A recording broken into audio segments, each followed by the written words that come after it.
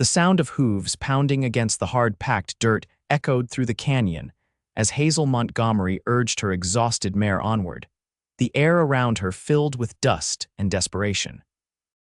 Blood trickled down her arm from where the bullet had grazed her, but she couldn't afford to stop, not with Marshal Jenkins and his men less than a mile behind her. It was 1876, and the Wyoming Territory had little mercy for women accused of murder, even when the killing had been in self-defense. "Come on, Penny," Hazel whispered to her chestnut mare, leaning forward in the saddle. "Just a little further, girl." The setting sun cast long shadows across the rocky landscape, painting the world in shades of gold and crimson. Hazel knew she couldn't outrun them forever. Her horse was tiring and the territory ahead was unfamiliar. The sound of distant gunshots made her flinch, spurring her forward with renewed terror. When Penny stumbled on a loose rock, nearly sending Hazel flying over her neck, she knew her time was running out. The mare recovered but slowed considerably, her sides heaving with exhaustion. Ahead, Hazel spotted a small ranch nestled in a valley, lights glowing in the windows, smoke rising from the chimney. It was a risk, but she had no choice. As she approached the modest homestead, 3 riders emerged from behind, cutting off her escape route. Marshal Jenkins and his deputies had caught up. Hazel slid from Penny's back, her legs nearly buckling beneath her as she stumbled toward the ranch house. "Stop right there, Montgomery." Jenkins' voice boomed across the yard. "You're wanted for the murder of Thomas Blackwood, and you'll hang for it." The ranch house door swung open, and a tall figure stepped onto the porch, rifle in hand. His silhouette was imposing against the warm light spilling from inside broad shoulders, a Stetson pulled low over his eyes, and the unmistakable stance of a man who knew how to handle trouble. "Please," Hazel gasped, her voice breaking as she reached the bottom step of the porch. Her honey-colored hair had come loose from its pins, falling in tangled waves around her dirt-streaked face. "Please don't let them take me," she cried, her green eyes wide with terror as she looked up at the stranger.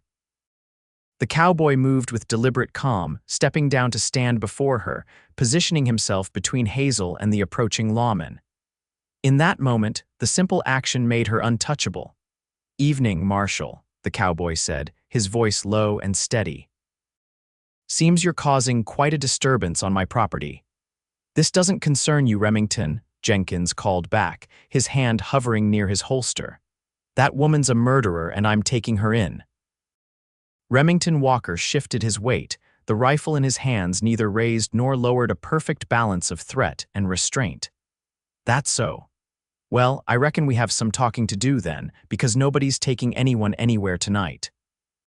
Hazel swayed on her feet, the adrenaline that had kept her going for miles finally giving out. The last thing she saw before darkness claimed her was the cowboy's profile against the dying light, standing firm as a mountain between her and the men who would see her hang. When Hazel woke, she was lying on a bed with rough cotton sheets, a quilt pulled up to her chin. Her wound had been cleaned and bandaged, and her filthy riding clothes had been replaced with an oversized shirt. Panic surged through her as she tried to sit up, only to fall back against the pillows with a groan. "I wouldn't move too quick if I were you," a deep voice said from across the room. Hazel's eyes found the cowboy Remington sitting in a chair by the door, his long legs stretched out before him. In the lamplight, she could see him clearly for the first time. He was younger than she'd initially thought, perhaps 30, with a weathered face that spoke of years under the harsh western sun. His eyes were the color of a summer storm, and a day's worth of stubble darkened his jaw. "Where are they?" she asked, her voice barely above a whisper. "Gone. For now." Remington stood and moved to pour water from a pitcher into a tin cup. "Jenkins isn't happy about it, but he can't legally drag you off my property without proper papers. He's gone to Laramie to get them." He brought the cup to her, and Hazel took it with trembling hands. "Why would you help me? You don't know me." "I know Jenkins," he replied simply. "And I know a desperate woman when I see one. Most folks don't run like that unless they've got good reason." He paused, studying her face. "Did you kill Blackwood?" Hazel's fingers tightened around the cup. "Yes." Remington nodded slowly, as if her honesty confirmed something for him. "Why?" The memories she'd been running from crashed over her Thomas Blackwood's hands on her throat, the terror as he pinned her to the wall of his study, the letter opener she'd grabbed in desperation and plunged into his chest, the look of shock on his face as he stumbled backward and fell. "He was going to kill me," she said flatly. "He'd been threatening to for months. I worked as his housekeeper. When I tried to leave, Her voice trailed off, self-defense then. Try telling that to the judge in Laramie. Blackwood was a respected businessman with friends in high places. I'm just a woman with no family and no money." Hazel drank the water, her throat parched from days of hard riding. "You should have let them take me. Now you'll be in trouble too." Remington took the empty cup from her and set it aside. "I've been in trouble before. Besides, Jenkins and I have history. He won't push too hard. He'll be back with those papers. Probably. That gives us about 2 days to figure out what to do next." Remington moved toward the door. "Get some rest. We'll talk more in the morning." Before he could leave, Hazel called out, "Mr. Walker." He paused, looking back at her. "Thank you," she said simply. Something flickered in his storm-gray eyes, compassion, perhaps, or understanding. He nodded once and closed the door behind him. Hazel sank back into the pillows, her mind racing despite her exhaustion. 2 days. 2 days to convince this stranger to continue helping her, or to plan her escape once more. Either way, she knew that when Marshall Jenkins returned, her life would hang in the balance. The morning sun streamed through the window when Hazel next opened her eyes. For a moment, she forgot where she was, reaching instinctively for the small knife she always kept under her pillow at Blackwood's house. Finding nothing, reality crashed back: the murder, the escape, the cowboy who had stepped between her and certain death. Testing her strength, she swung her legs over the side of the bed and stood carefully. Her arm throbbed where the bullet had grazed her, but the dizziness had passed. On a chair nearby, she found her clothes washed and mended along with a simple cotton dress that looked well-worn but clean. After dressing in her own clothes, Hazel moved cautiously to the window. The view revealed a modest ranch, a barn, corral with several horses, and open pasture stretching toward distant mountains. A peaceful scene that belied her precarious situation. The door opened without warning, and Hazel spun around, pressing her back against the wall. "Sorry," Remington said, pausing in the doorway. "Should have knocked." He was dressed in work clothes, faded denim pants, a blue cotton shirt with the sleeves rolled up, revealing strong forearms marked with old scars. "Breakfast's ready if you're feeling up to it." Hazel nodded, following him through the small house to a kitchen where the smell of coffee and bacon filled the air. The ranch house was simple but well-kept, practical furniture, a few books stacked on a side table, a rifle mounted above the fireplace. No photographs or personal touches that might reveal something about its owner. "Sit," Remington instructed, gesturing to the table where 2 plates waited. Hazel perched on the edge of the chair, watching as he poured coffee into 2 mugs. "Do you live here alone?" she asked. "Most of the time." "Got a ranch hand, Diego, who helps with the cattle, but he's visiting family in New Mexico." Remington set a mug before her. Probably for the best, considering. They ate in silence for a few minutes, Hazel forcing herself to take small bites despite her hunger. Finally, she set down her fork. "Mr. Walker, Rem," he interrupted. "Just Rem is fine." "Rem, then. I need to know what you plan to do when Marshall Jenkins returns." He leaned back in his chair, regarding her thoughtfully. "That depends on you, Miss Montgomery. If what you say about Blackwood is true, it is," she said firmly. "Then I don't think you should hang for defending yourself, but running makes you look guilty." Hazel laughed bitterly. "I was guilty the moment I set foot in Blackwood's house. A woman alone, working for a man like that. Half the town already thought I was his whore." She flushed at her own bluntness but continued. "The other half thought I was trying to trap him into marriage. No one will believe he attacked me." "I believe you," Rem said quietly. Something in his tone made Hazel look up sharply. There was no pity in his eyes, only a calm certainty that startled her. "Why?" "Because men like Blackwood don't stop at threats. I knew him, not well, but enough.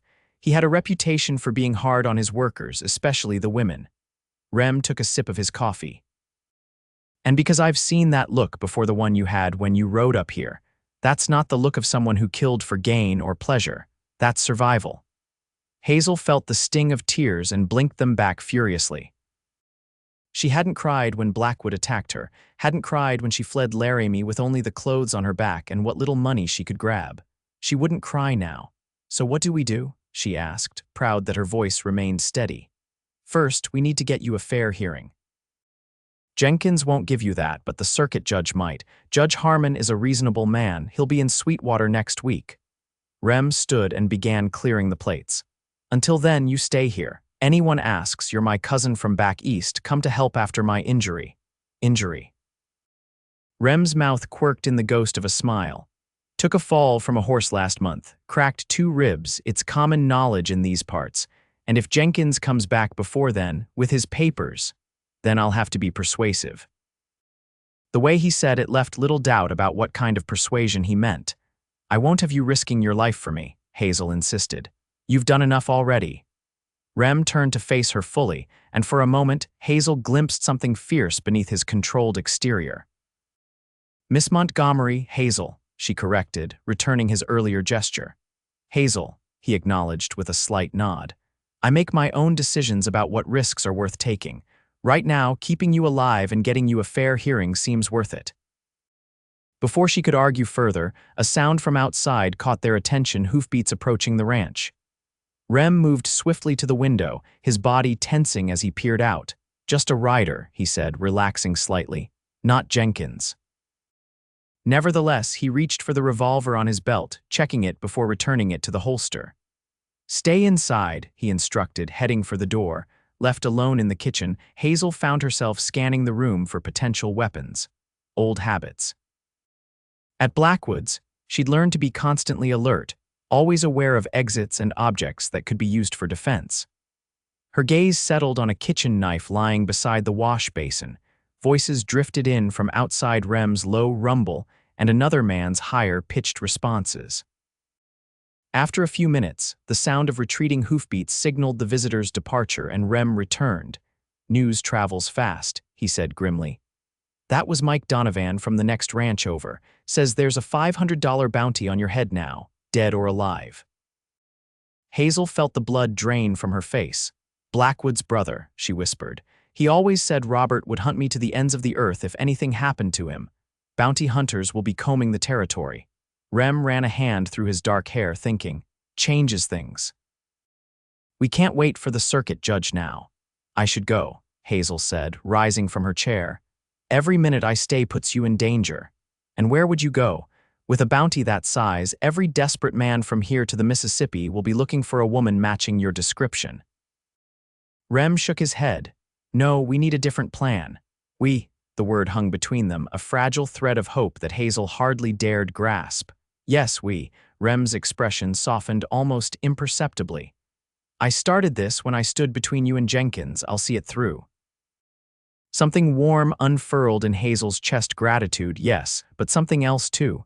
Something she couldn't afford to examine too closely. Not now, not when her life hung by such a tenuous thread.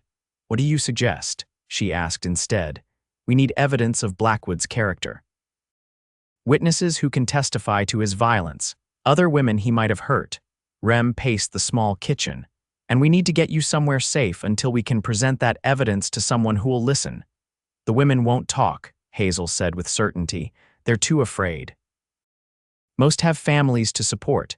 "Everyone has their price," Rem countered. "For some, it's money. For others, it's knowing they might prevent what happened to them from happening to someone else." Hazel considered this. "There was a girl who worked in the kitchen before me, Maria. Blackwood dismissed her suddenly, claimed she was stealing, but I saw the bruises on her wrists the day she left. Do you know where she went? Her family has a small farm outside of Laramie, but that's the first place they'll look for me." Rem nodded thoughtfully. "I know someone who might be able to find her, get her statement without drawing attention." He moved to a small desk in the corner of the room, pulling out paper and a pencil. "I'll send a message to a friend in Cheyenne, former Pinkerton detective. He owes me a favor." As Rem wrote, Hazel watched his hands, strong, capable hands with calluses that spoke of years of hard work. Hands that had tended her wound and offered her safety when the whole world seemed set against her. It had been so long since anyone had shown her kindness without expecting something in return. Why are you really doing this? She asked suddenly. Rem paused in his writing, not looking up. For a long moment, she thought he might not answer. 10 years ago, my sister was in a situation similar to yours, he finally said, his voice tight with an old pain. Nobody believed her when she said a man was threatening her. Nobody helped. He set down the pencil and met Hazel's gaze directly. She's buried on a hill behind this house. The simple statement hit Hazel like a physical blow. I'm sorry, she whispered. So am I. Rem folded the letter and sealed it. I couldn't help her then, but I can help you now. In that moment, Hazel understood that their fates had become intertwined by something stronger than circumstance, by a shared understanding of injustice, and a determination to fight against it. Whatever happened next, they would face it together. The next morning dawned gray and threatening, with heavy clouds gathering on the horizon. Rem had risen before first light, moving about the ranch with the quiet efficiency of long habit. By the time Hazel emerged from her room, he had already fed the horses, checked the perimeter of the property, and prepared a simple breakfast. Storm's coming, he said by way of greeting, nodding toward the window as he poured her coffee. Might buy us some time. Few men will risk the high passes in weather like that. Hazel accepted the mug gratefully. She had slept fitfully, haunted by dreams of Blackwood's hands around her throat and Jenkins' voice calling her name through the darkness. I sent your letter. Diego's brother was passing through on his way to Cheyenne. He'll deliver it. Rem sat across from her, spreading a map on the table between them. We need to discuss our options. For the next hour, they pored over the map, considering and discarding various plans. The bounty complicated matters. They couldn't risk public transportation, and traveling alone would make Hazel an easy target. What about here? Rem pointed to a small settlement near the Montana border. Fort Collins. My friend John Russell runs a trading post there. We could lie low while we gather evidence. It's a long journey, Hazel observed. At least a week on horseback, longer if we're trying to avoid main trails. We'd take the mountain route. It's harder terrain, but fewer people. Rem traced the path with his finger. If we leave tomorrow before dawn, a sharp knock at the door cut him off mid-sentence. Both froze, eyes meeting in shared alarm. Rem moved silently to the window, peering cautiously around the edge of the curtain. 2 riders, he murmured, not Jenkins. Relief flickered across Hazel's face, but Rem's expression remained grim. Stay out of sight, he instructed, checking his revolver before moving to answer the door. Hazel retreated to the kitchen doorway, positioning herself where she could hear but not be seen from the entrance. Her heart hammered against her ribs as Rem opened the door. Morning, gentlemen. His voice carried clearly, polite but guarded. What can I do for you? Name's Holt. This here's my partner, Simmons. The speaker's voice was rough, the accent suggesting origins further east. We're looking for a woman, murderess out of Laramie. Heard she might have passed this way. News to me, Rem replied evenly. Haven't seen any woman fitting that description. Mind if we take a look around? There's a handsome reward for information leading to her capture. I mind very much, Rem said, his tone hardening. This is private property and you gentlemen have no authority here. A tense silence followed. Then the second man spoke, his voice silkier than his companion's. Now, Mr. Walker, we're just doing our job. Surely you understand. A dangerous criminal is on the loose. If you have legal papers authorizing a search, I'd be happy to see them, Rem countered. Otherwise, I suggest you continue your hunt elsewhere. Maybe we should wait for Marshal Jenkins, the first man suggested, a clear threat in his tone. I hear he's on his way back from Laramie with papers for that very purpose. Then by all means, wait for him in town, Rem replied coldly. Good day, gentlemen. The sound of the door closing was followed by muttered curses from outside. Hazel remained frozen in place until Rem returned to the kitchen, his face set in hard lines. Bounty hunters, he confirmed. They'll be back. With Jenkins, Hazel added, sinking into a chair, we're out of time. Rem nodded, decision crystallizing in his eyes. We leave now. Pack only what you can carry on horseback. I'll prepare the horses. Within an hour, they had gathered the essentials: food, water, ammunition, and a few spare clothes. Rem led 2 horses from the barn, his own sturdy black gelding and a dun mare for Hazel. What about your ranch? Hazel asked as they secured the provisions to their saddles. Diego will return in a few days. He'll look after things. Rem handed her a battered leather hat. Wear this. From a distance, you'll look like a young man. The disguise was simple but effective, with her hair tucked under the hat and wearing Rem's spare clothes. Hazel's feminine figure was obscured. They set off as the first fat raindrops began to fall, heading north toward the mountains instead of taking the more obvious eastern route toward Cheyenne. The storm hit in full force as they reached the foothills, driving rain reducing visibility to mere yards. They pressed on, following game trails and narrow paths that wound through increasingly rugged terrain. By nightfall, they were soaked to the skin and chilled to the bone, but had put considerable distance between themselves and the ranch. Rem found shelter in a shallow cave set into a rocky hillside. After ensuring it was unoccupied, he helped Hazel dismount and led the horses inside, out of the worst of the weather. It's not much, he apologized, surveying the cramped space, but it'll keep us dry. Hazel was too exhausted to respond, her teeth chattering uncontrollably as she struggled to unsaddle her horse with numb fingers. Rem gently moved her aside, finishing the task himself before turning his attention to starting a small fire near the cave entrance. The smoke will be dispersed by the rain, he explained, seeing her worried glance, and we need to get warm. Once the fire was crackling, he retrieved a blanket from his saddlebag and wrapped it around her shoulders. Change into dry clothes while I see to the horses, he instructed, tactfully giving her privacy. By the time Rem returned to the fire, Hazel had changed into her spare shirt and trousers, spreading her wet clothes near the flames to dry. The warmth had brought color back to her cheeks, though exhaustion still shadowed her eyes. Here, he offered her jerky and hardtack from his provisions. Not exactly a feast, but it'll keep your strength up. Hazel accepted the food gratefully. How far do you think we've come? About 15 miles as the crow flies, more given the route we took. Rem settled across from her, the firelight casting his features in sharp relief. We'll head for the high pass tomorrow, weather permitting. They ate in companionable silence, the cave filled with the sound of rain drumming against stone and the occasional snort from the horses. Despite the circumstances, Hazel found herself relaxing slightly. The immediate danger had passed, and for the moment, they were safe. Tell me about your ranch, she said eventually, curious about the man who had risked so much for her. A faint smile touched Rem's lips.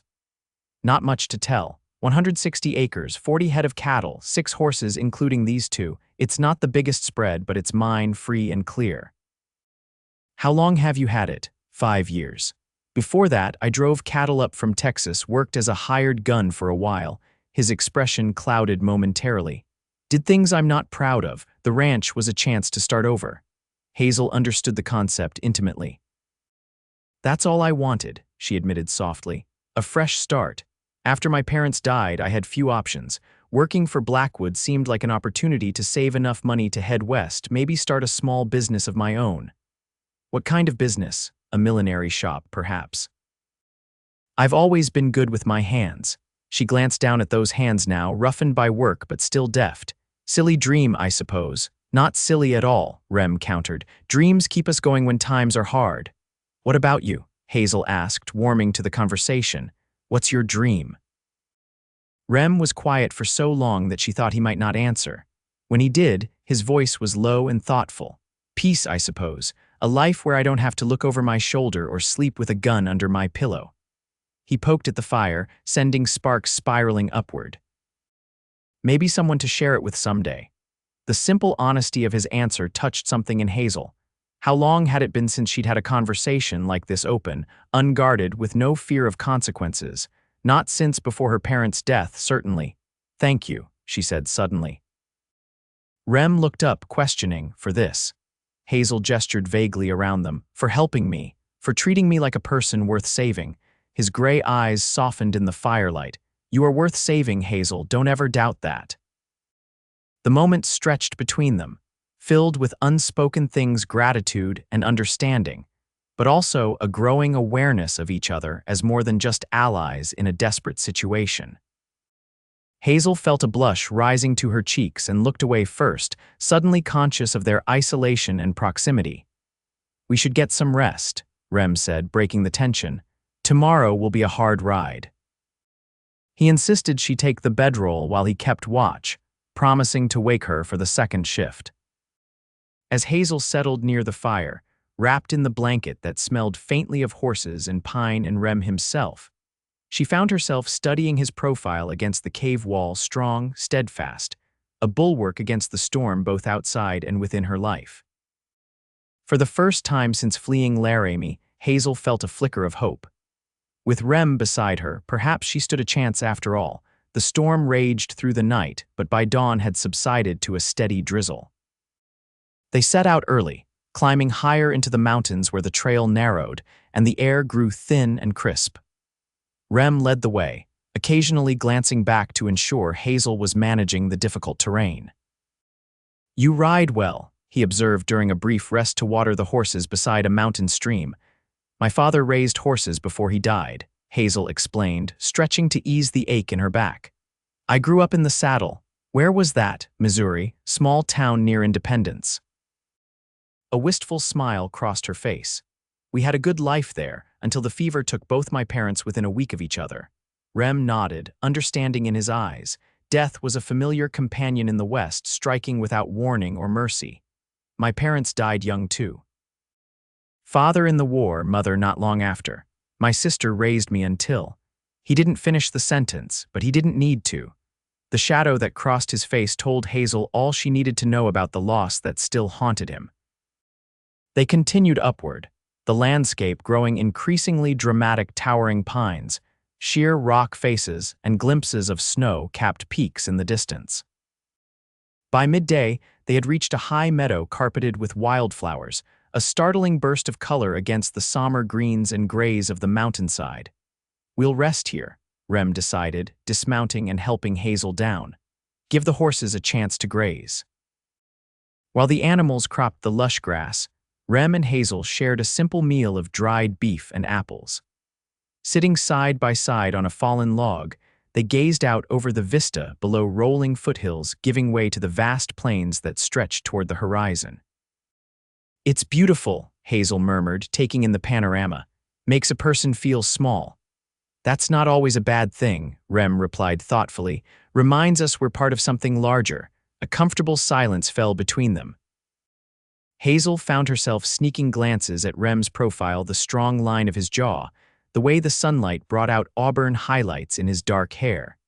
She'd been too focused on survival to fully notice before, but Remington Walker was a handsome man. More than that, he was kind and principled in a world that often rewarded neither quality.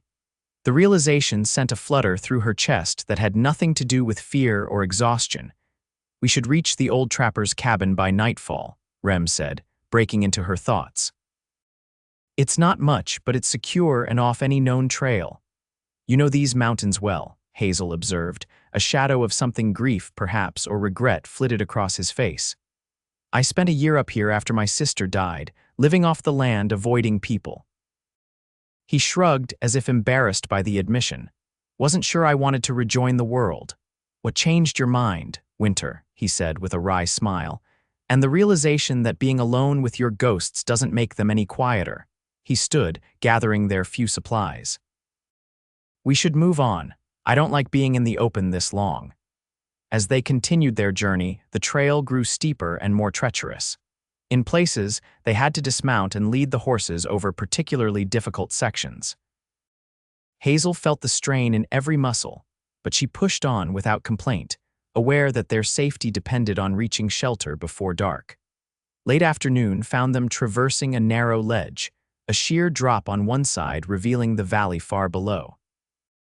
Hazel's mare balked suddenly, ears flattening against her head. "Rem," Hazel called softly. Sensing something was wrong, he turned, one hand moving instinctively to his revolver. A moment later, Hazel heard what had spooked the horses, the unmistakable click of a rifle being cocked. "That's far enough," a voice called from the rocks above. "Hands where I can see them." Rem raised his hands slowly, his body angled slightly to shield Hazel. "We're just passing through," he called back. No trouble here.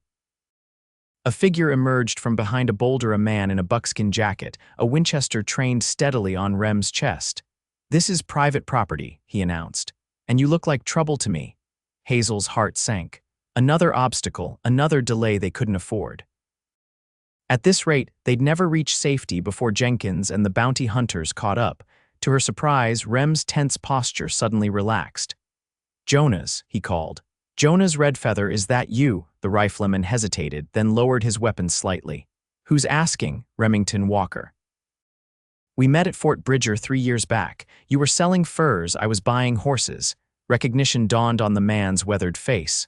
"Walker? Well, I'll be damned." He lowered the rifle completely. "What brings you to my mountain?" "Need a place to lie low for a night," Rem explained as Jonas approached. "Heading for the old Burke cabin." Jonas, a man of perhaps 50 with graying hair and the deep tan of someone who lived his life outdoors, glanced curiously at Hazel. Despite her disguise, his shrewd eyes seemed to see through the charade immediately. "Burke's place collapsed last winter," he informed them. "Heavy snow took the roof, but my cabin's not far." He gestured up the trail. "You and your companion are welcome to share it." Rem exchanged a look with Hazel, silently asking her opinion. She nodded slightly. They had little choice, and Jonas seemed to be an old acquaintance of Rem's. "We'd be obliged," Rem said. Jonas's cabin proved to be a sturdy structure of logs and stone, nestled in a small clearing protected on 3 sides by rocky outcroppings. Inside was surprisingly comfortable: a stone fireplace, hand-hewn furniture, shelves lined with books that seemed at odds with the man's rough exterior. "Make yourselves at home," Jonas invited, hanging his rifle on pegs near the door. "I'll see to your horses." When he had gone, Hazel turned to Rem with questioning eyes. "Can we trust him?" Jonas keeps to himself, avoids the law and civilization in general. Rem moved to the fireplace, adding wood to the banked coals. "He won't turn us in, if that's what you're asking." The mountain man returned shortly, bringing with him the scent of pine and wilderness. He set about preparing a simple stew while Hazel and Rem warmed themselves by the fire. "So," Jonas said casually as he worked, "who's after you?" Rem stiffened, but Jonas waved a dismissive hand. "Don't bother denying it. Nobody comes this way unless they're running from something. Law, angry husband, creditors." After a moment's hesitation, Rem explained their situation in broad strokes: Hazel's self-defense, the bounty, their plan to gather evidence of Blackwood's true character. Jonas listened without interruption, his expression unreadable. When Rem finished, the older man simply nodded. "Thomas Blackwood," he mused. "Nasty piece of work. He tried to cheat me once on a fur trade. Would have shot him myself if his guards hadn't been there." Hope sparked in Hazel's chest. "You knew him, knew of him. Reputation for being cruel to those he considered beneath him." Jonas stirred the stew thoughtfully. "Especially women." "Would you be willing to provide a statement to that effect?" Rem asked. Jonas barked a laugh. "My word against a dead businessman's. I'm a half-breed mountain man who hasn't set foot in a town for years." Nobody would listen. "They might," Hazel insisted. "If enough people speak up, girl," Jonas interrupted gently. "The world doesn't work that way, not for people like you and me." He glanced at Rem. "Your friend here knows that, even if he's not saying it." A heavy silence fell, broken only by the crackling of the fire and the bubbling of the stew. Hazel felt the weight of truth in Jonas's words, but refused to accept their finality. "Then what would you suggest?" she asked finally. Jonas served the stew in wooden bowls before answering. "Canada," he said simply. "British Columbia. They can't touch you there, and the mountains are full of people starting over with new names and histories." "Run forever," Hazel shook her head. "That's not living." "Better than hanging," Jonas countered bluntly. They ate in silence after that, each lost in their own thoughts. As night fell, Jonas insisted that Hazel take the small adjoining room while he and Rem would sleep near the fire. Alone in the spare chamber, Hazel removed her hat, letting her hair fall loose around her shoulders. The events of the past days played through her mind on an endless loop: Blackwood's attack, the killing, her desperate flight, and Rem standing before her like a shield against the world. Rem. In just days, he had become her protector, her companion, and perhaps something more. The thought both thrilled and terrified her. Attachments were dangerous in her position, and yet she couldn't deny the way her heart quickened when he looked at her or the sense of safety she felt in his presence. A soft knock at the door interrupted her reflections. "Hazel," Rem's voice was low. "May I come in?" "Yes," she called, hastily braiding her hair over one shoulder. He entered, carrying a steaming mug. "Jonas's special tea," he explained, offering it to her. "Says it helps with sore muscles and troubled minds." Hazel accepted the mug gratefully, inhaling the fragrant steam. "Thank you." Rem hesitated, then sat on the edge of the small cot beside her. "Jonas offered some additional information after you retired," he said quietly. "There's a settlement 3 days' ride from here, mostly women who have left difficult situations. They might be willing to help us." "A settlement of women?" Hazel asked, intrigued. "Led by a widow named Ruth Blackwood." Hazel nearly dropped the mug. "Blackwood, as in Thomas's first wife," Rem confirmed. "According to Jonas, she fled after years of abuse, taking several of the household staff with her. They've built a life in the mountains, supporting themselves by selling handicrafts to passing traders." Hope surged within Hazel once more. "If she testified against him, it would lend considerable weight to your case," Rem agreed. "Jonas has agreed to guide us there tomorrow." Hazel set down the mug, overwhelmed by this unexpected turn. "Rem, this could change everything." "It's a chance," he cautioned. "Nothing more, but worth taking, I think." Their eyes met in the dim light of the oil lamp, and Hazel was struck by the intensity in his gaze. Without thinking, she reached out to touch his hand where it rested on the rough blanket. "Thank you," she whispered, "for not giving up on me." Rem's fingers curled around hers, warm and calloused. "I won't," he promised, his voice dropping to a murmur that seemed to touch something deep within her. "Not ever." The moment stretched between them, charged with unspoken feelings. Hazel found herself leaning slightly toward him, drawn by a force as inevitable as gravity. Rem's gaze dropped to her lips, his own parting slightly. A log collapsed in the fireplace beyond the door, sending up a shower of sparks that broke the spell. Rem cleared his throat and stood, releasing her hand with obvious reluctance. "You should rest," he said, his voice rough with emotion he wasn't ready to name. "We have a difficult journey ahead." Hazel nodded, not trusting herself to speak. As Rem moved to the door, she called softly, "Good night, Rem." He paused, looking back at her with an expression that made her breath catch. "Good night, Hazel." When the door closed behind him, Hazel lay back on the cot, her heart racing. Whatever happened next, she realized, her feelings for Remington Walker had become a complication she hadn't anticipated, and perhaps the one thing that might give her the courage to face what lay ahead. Dawn broke crisp and clear over the mountains, painting the peaks in shades of rose and gold. Jonas was already up and about when Hazel emerged from the small room, preparing coffee and a simple breakfast of cornmeal mush sweetened with wild honey. "Sleep well?" he asked, handing her a tin cup of strong black coffee. "Better than I have in days," she admitted.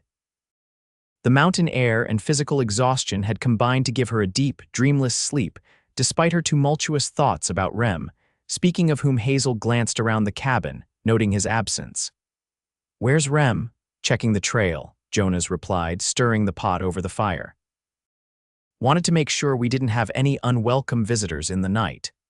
As if summoned by their conversation, the cabin door swung open, and Rem stepped inside, bringing with him the scent of pine and morning dew.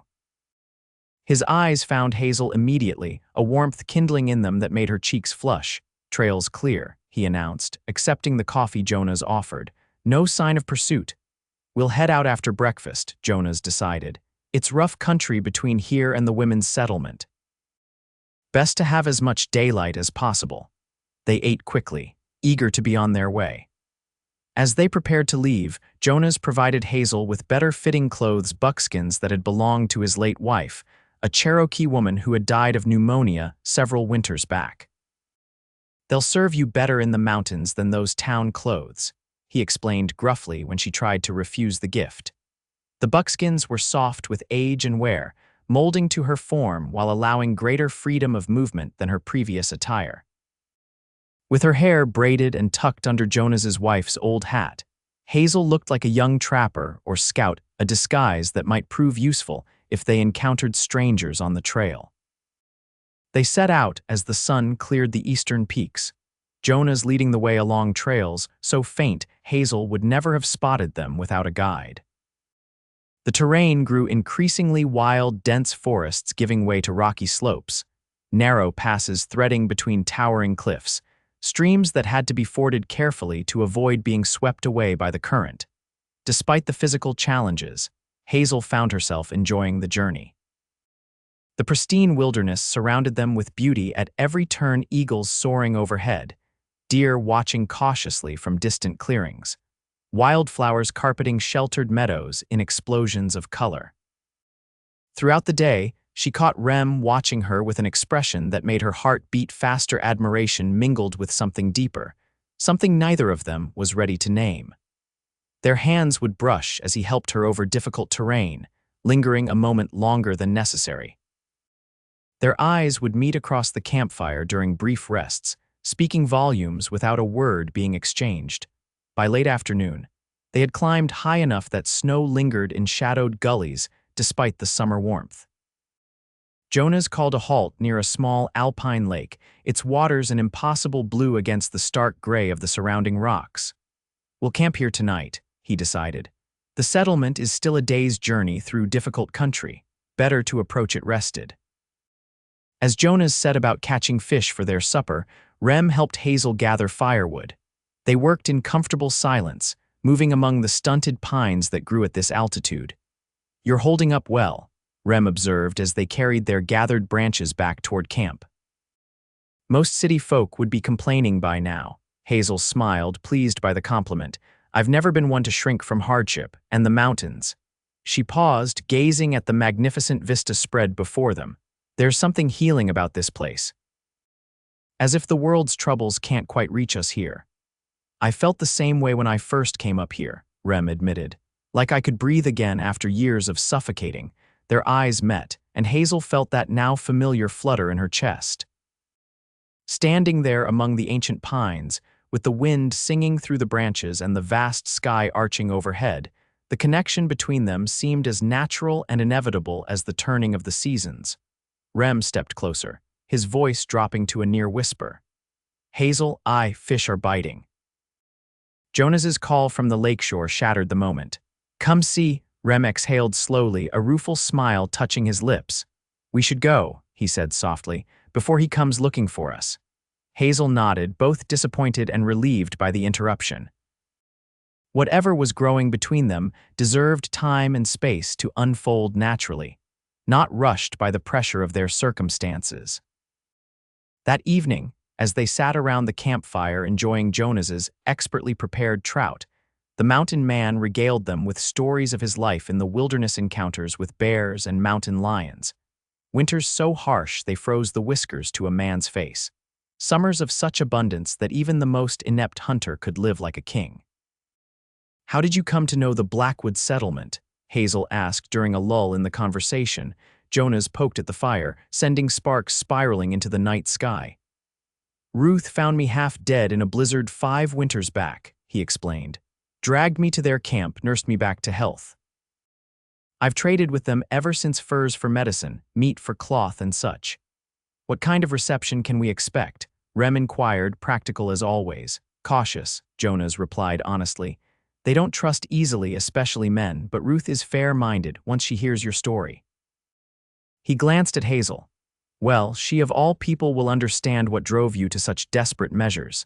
And you think she might be willing to testify about Blackwood's character?" Hazel pressed. Jonas shrugged. "Can't say for certain. She's built a new life free from his shadow. Might not want to step back into the light." He studied Hazel thoughtfully across the flames, but there are others in the settlement with similar stories. Together, their voices might be heard. As the fire burned down to embers, and the stars emerged in full brilliance overhead, Hazel felt a tentative hope taking root. For the first time since plunging that letter opener into Thomas Blackwood's chest, she could envision a future beyond running and hiding, a future where justice might be possible. Her gaze found Rem's across the dying fire, and in his eyes she saw the same hope reflected back at her. Whatever tomorrow brought, they would face it together. Morning dawned cold and clear, frost glittering on the ground as they broke camp and continued their journey. Jonas led them higher still, following game trails that wound through stands of aspen and around massive boulder fields left by ancient glaciers. By midday, they had reached a high ridge overlooking a sheltered valley. Below, nestled against the protective curve of the mountainside, Hazel could make out a collection of sturdy log cabins surrounded by fenced gardens and what appeared to be livestock pens. The settlement, Jonas confirmed, pointing. Home to 23 women and 11 children last I counted. No men? Hazel asked, surprised. A few visitors like myself, traders mostly, but no permanent male residents. Jonas grinned. Ruth's rule says men are like bears, fine to have around occasionally, but you wouldn't want to live with one. Rem chuckled at this, but his expression quickly grew serious again. How do we approach? I don't want to cause alarm. We'll go in open and slow, Jonas decided. I'll ride ahead to announce us. He glanced at Hazel. Might be best if you remove that hat now. Let them see you're a woman from the start. Hazel complied, pulling the hat from her head and letting her braid fall over her shoulder.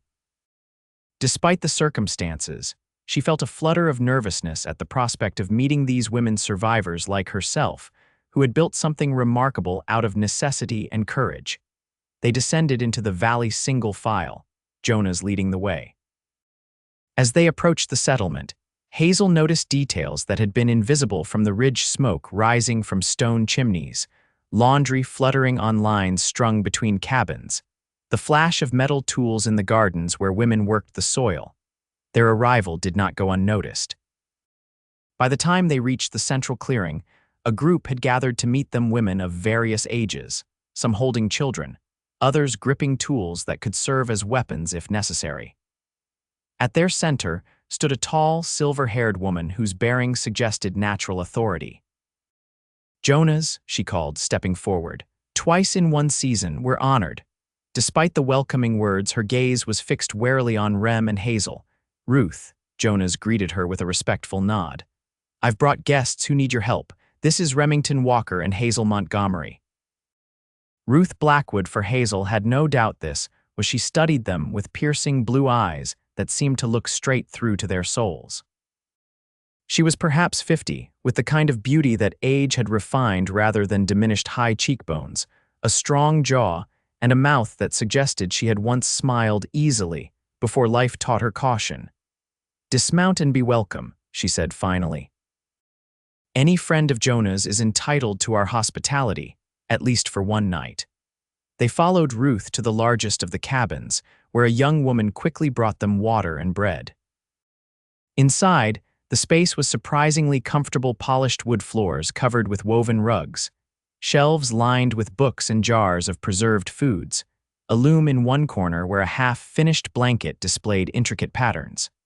Once they were seated at a sturdy table, Ruth addressed them directly. Now tell me why you've come to our mountain. The truth, if you please. Hazel exchanged a glance with Rem, who nodded encouragingly. Taking a deep breath, she began her story: her employment with Thomas Blackwood, his escalating threats and abuse, the final confrontation that had ended with his death and her flight.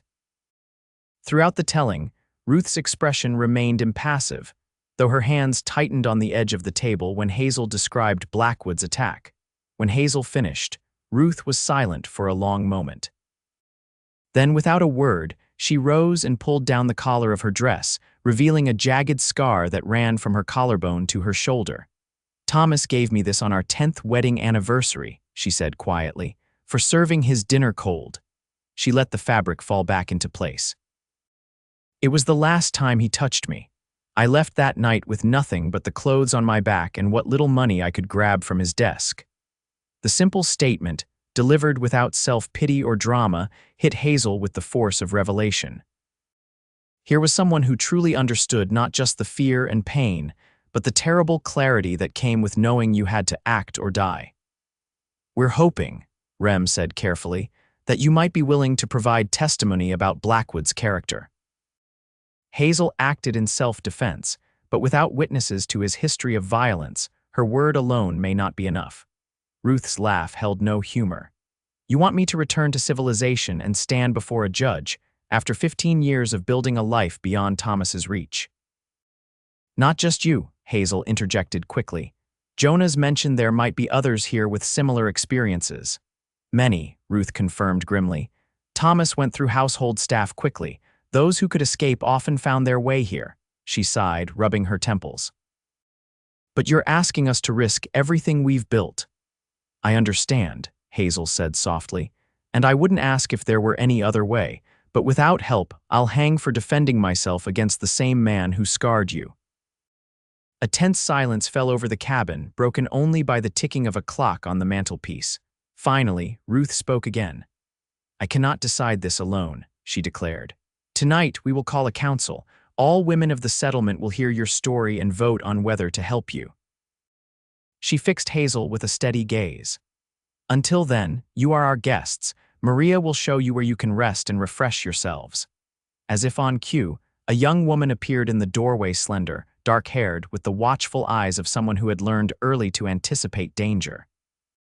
With a start, Hazel recognized her as the kitchen girl from Blackwood's house, the one who had disappeared so suddenly. Maria, she breathed, you're alive. The young woman's eyes widened in recognition. Miss Montgomery.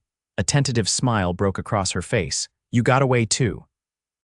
Ruth looked between them with raised eyebrows. You know each other, we worked in the same house, Hazel explained. Maria disappeared suddenly. Mr. Blackwood said she had stolen from him and run off. Maria's expression darkened. That was his story. The truth was that he cornered me in the pantry. When I fought back, he threatened to have me arrested if Ruth's contact in town hadn't helped me escape. She shuddered at the memory. Maria is not the only one here with such a story, Ruth said grimly. Follow her now, rest. Tonight, you will speak to all of us. As they left the cabin, Hazel felt a curious mixture of hope and trepidation. These women understood her plight as no one else could, but would they risk their hard-won sanctuary to help her? Maria led them to a small cabin near the edge of the settlement. It's our guest house, she explained, opening the door to reveal a simple but clean interior with 2 narrow beds. I'll bring fresh water and towels. When she had gone, Rem turned to Hazel, his expression troubled. This place, these women, I had no idea such settlements existed.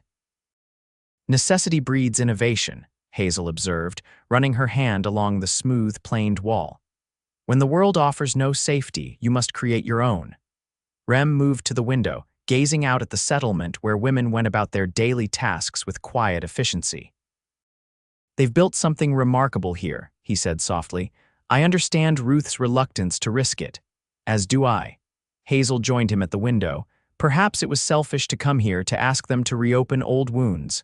Not selfish, Rem countered, turning to face her. Desperate. There's a difference. His hand came up to tuck a strand of hair behind her ear, the gesture so tender it made her breath catch.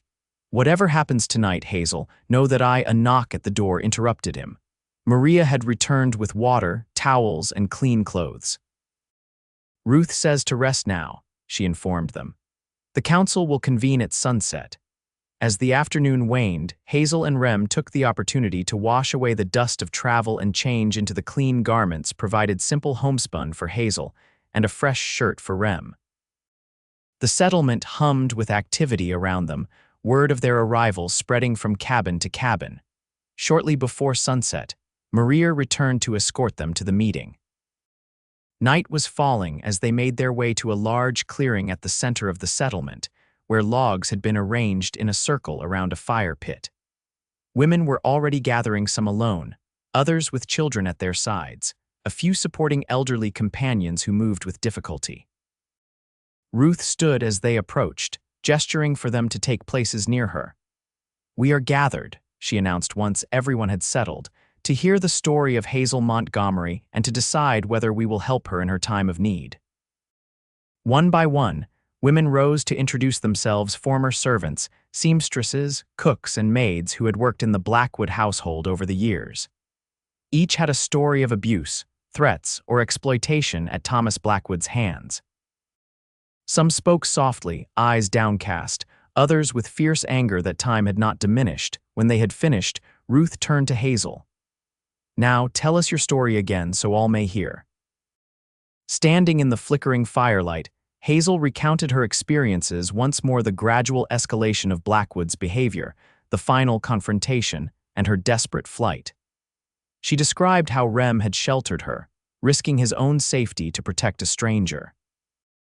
"I don't ask this lightly," she concluded, her voice steady despite the emotion that threatened to overwhelm her.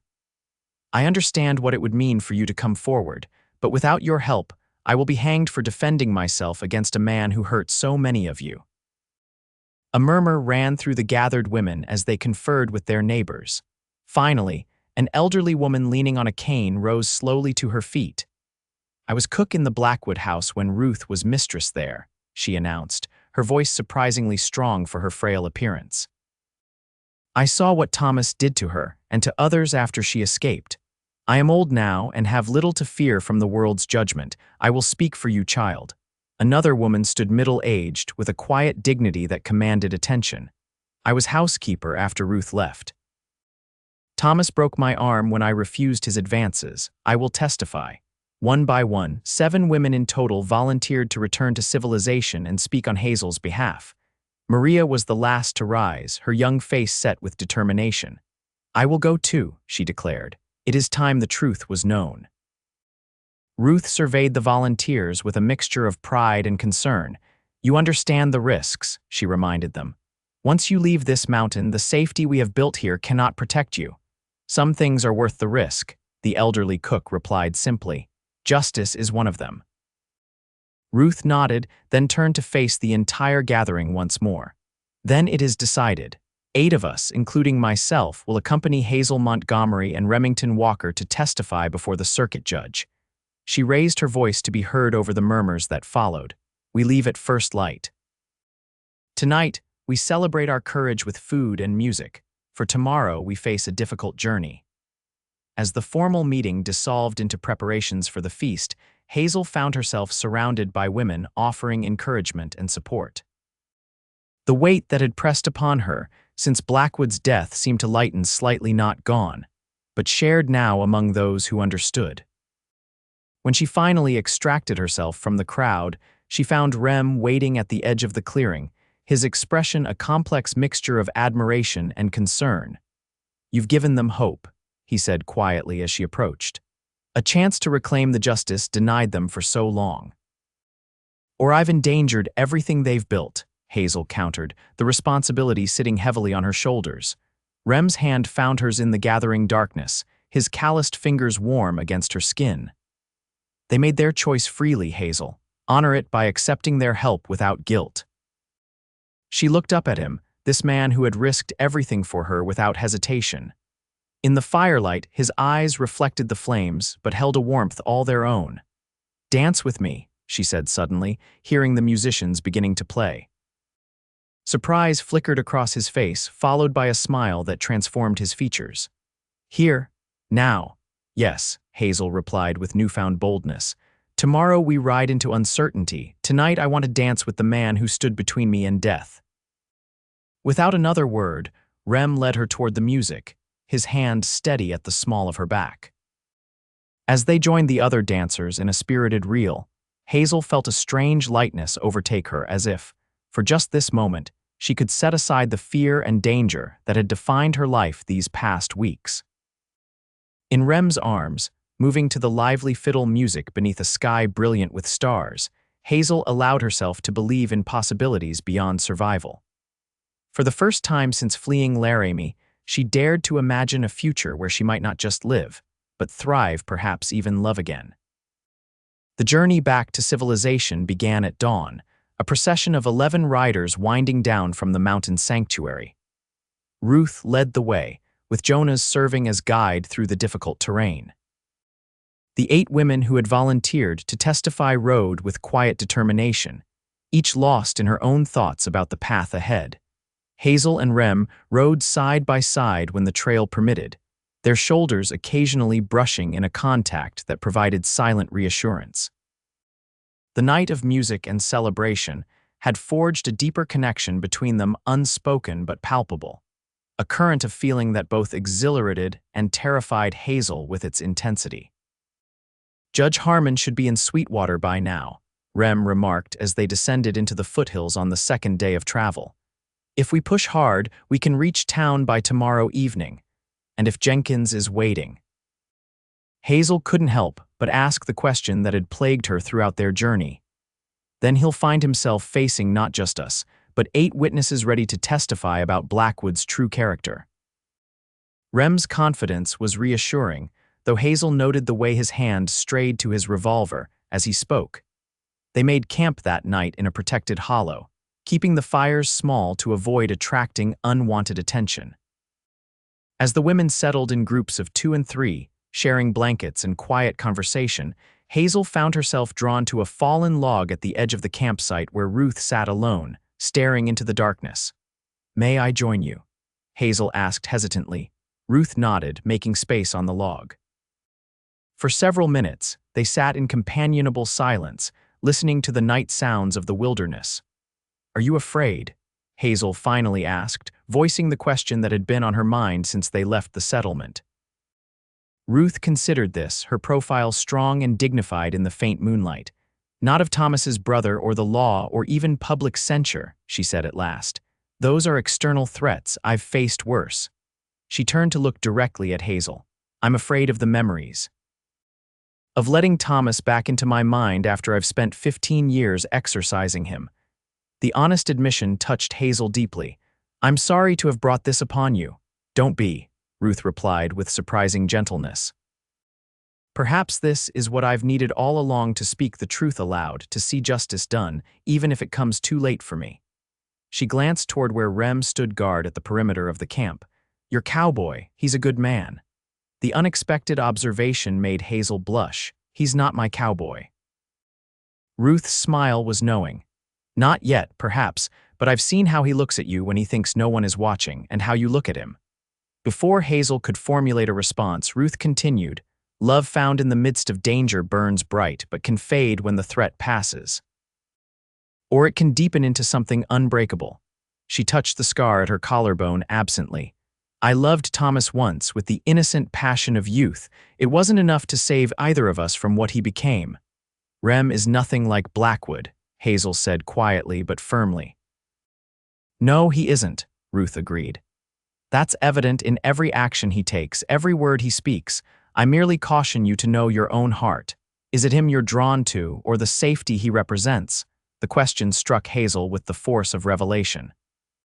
Was that all it was, gratitude and dependency masquerading as deeper feeling? She thought of Rem's quiet strength, his unwavering moral compass, the gentle way he looked at her when he thought she wouldn't notice. No, what she felt went beyond gratitude, beyond the circumstances that had thrown them together. "It's him," she said with certainty. "It would be him in any circumstance." Ruth nodded, seemingly satisfied. "Then hold on to that truth in the days ahead. It may be the light that guides you through whatever darkness we must face." With that cryptic advice, Ruth rose and returned to the main camp, leaving Hazel to ponder her words as the stars wheeled overhead. The next day brought them down from the mountains into rolling country where stands of pine gave way to open meadows. By mid-afternoon, they could see Sweetwater in the distance, a collection of wooden buildings straddling the river that gave the town its name. "We should approach carefully," Jonas advised as they gathered on a ridge overlooking the settlement. "I'll ride ahead, see what awaits us." While they waited for his return, the women prepared themselves as best they could for re-entry into the world they had left behind.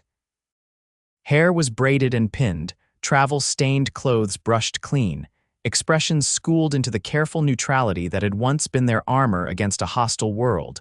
Jonas returned within the hour, his expression grim. "Jenkins is in town," he reported. "Along with those bounty hunters who came to your ranch, Walker. They're watching the roads." Rem considered this news, his hand coming to rest protectively on Hazel's shoulder. "And the judge arrived yesterday. He's staying at the hotel." Jonas scratched his beard thoughtfully. "There's a back way into town, follows the creek bed, less obvious than riding down the main street." "Then that's our route," Rem decided. "We'll go in after dark, head straight for the judge's quarters." The sun was setting as they made their careful approach to Sweetwater. abandoning the main trail in favor of the creek bed Jonas had mentioned. Water splashed around their horses' fetlocks as they rode single file beneath overhanging willows, the town lights growing steadily brighter against the darkening sky. They left their horses at a small livery stable on the outskirts of town, where Jonas knew the owner, a taciturn man who asked no questions when Jonas pressed extra coins into his palm. From there, they proceeded on foot, keeping to the shadows as they made their way toward the hotel where Judge Harmon was staying. The Sweetwater Hotel was the town's finest establishment, a two-story structure with actual glass windows, and a covered porch where men sat smoking and conversing in the evening air. Among them, Hazel recognized Marshall Jenkins, his star glinting in the lamplight as he leaned against a post, scanning the street with watchful eyes. "We'll never get past him," she whispered to Rem as they observed from an alley across the street. "We don't need to," Ruth interjected. "The judge has a clerk, a young man named Perkins. I know him from before. He has rooms behind the general store. Can he be trusted?" Rem asked. "He was kind to me once when it mattered," Ruth replied simply. The general store was dark and shuttered for the night, but a light burned in the small dwelling attached to its rear. Ruth knocked softly, then more insistently when no answer came. Finally, the door cracked open, revealing a thin man of perhaps 30, with spectacles perched on a prominent nose. "We're closed until," he broke off, eyes widening as he recognized Ruth. "Mrs. Blackwood." "Hello, Samuel," she said quietly. "We need your help." Clerk Perkins ushered them inside quickly, his gaze darting nervously to the street beyond. His quarters were modest but neat, a single room with a bed, table, and chair, shelves lined with books and legal documents. "This is most irregular," he sputtered as the women crowded into the small space. "What on earth are you doing here?" And his eyes fell on Hazel, recognition dawning. "You're the Montgomery woman, the one wanted for Thomas Blackwood's murder. She acted in self-defense," Rem stated firmly, positioning himself beside Hazel. "These women have come to testify to Blackwood's history of violence. We need to speak with Judge Harmon immediately, without Marshall Jenkins interfering." Perkins removed his spectacles, polishing them nervously on his shirt. "The marshal has been most insistent that the judge issue a formal ruling on the case tomorrow. He claims to have evidence that the killing was premeditated." "What evidence?" Hazel demanded, fear coiling in her stomach. "A letter, supposedly written by you, expressing your intention to," Perkins faltered, clearly uncomfortable, "to kill him." Hazel shook her head vehemently. "That's absurd." "I never wrote such a letter." "Forgery," Ruth stated flatly. "Robert Blackwood would stop at nothing to avenge his brother, including fabricating evidence." Perkins replaced his spectacles, studying the assembled group with growing resolve. "The judge is a fair man," he said finally. "He will want to hear all testimony before making his ruling." He reached for his coat. "Wait here. I'll bring him to you." After the clerk departed, tension filled the small room.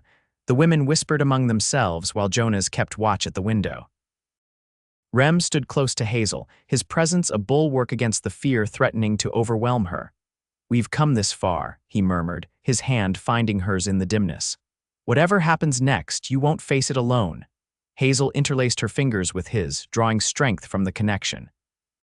"Thank you," she whispered, "for everything."